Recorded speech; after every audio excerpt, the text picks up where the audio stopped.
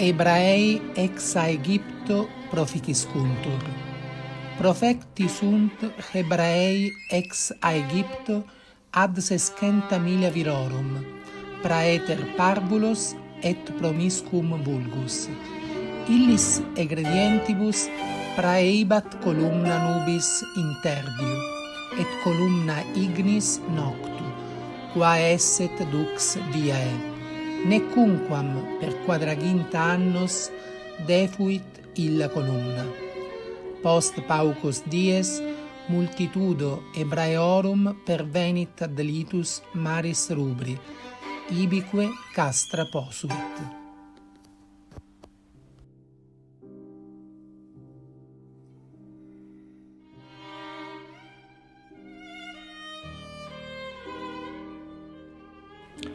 Moises dextram in mare protendendo aquas dividit. Brevi regem paenituit, quod tot milia hominum dimississet, et collecto ingenti exercitu eos persecutus est. Hebraei cum vidissent ex una parte se mari interclusos esse, ex altera parte instare Faraonem cum omnibus copiis, magno timore correpti sunt. Tunc Deus Moisi: protende inquit dextram tuam in mare, et divide aquas, ut illa Hebraeis gradientibus iter siccum praebeant.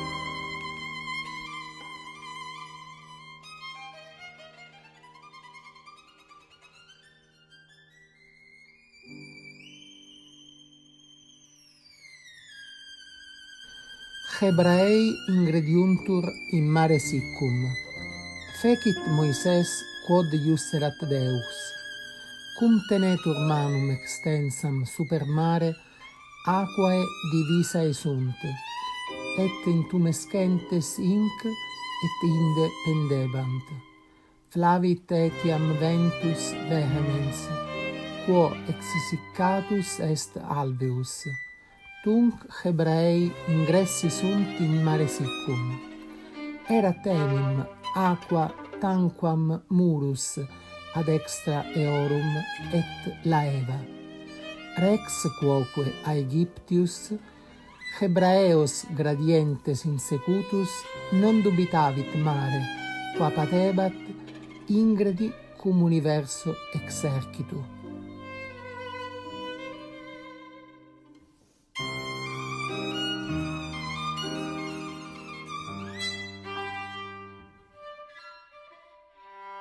Paraonis exercitus aquis refluentibus submergitur. Cum Aegypti progrederentur in medio mari, Dominus subuertit eorum currus, et deiecit equites. Metu perculsi Aegypti coeperunt fugere, at Deus dixit Moisi: extender ursus dextram in mare, ut aquae revertantur in locum suum.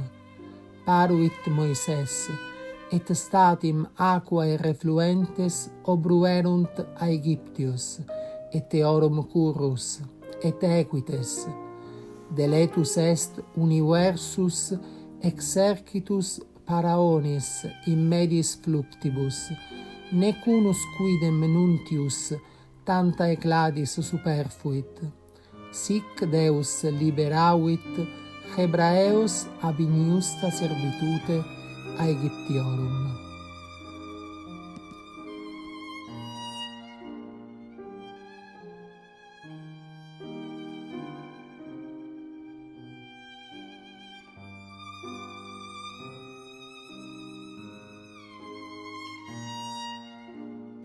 Deus Hebraeos in solitudine errantes nutrit. Hebraei traiecto mari rubro diu peragrarunt vastam solitudinem. Deerat panis, at Deus ipse eo saluit, e caelo per annos quadraginta cecidit cibus, quem appellaverunt manna, inerat uic cibo gustus similae cum melle mixtae. Interdum etiam defuit aqua, at iubente Deo Moises percutiebat rupem virga, et continuo erumpebant fontes aquae dulcis.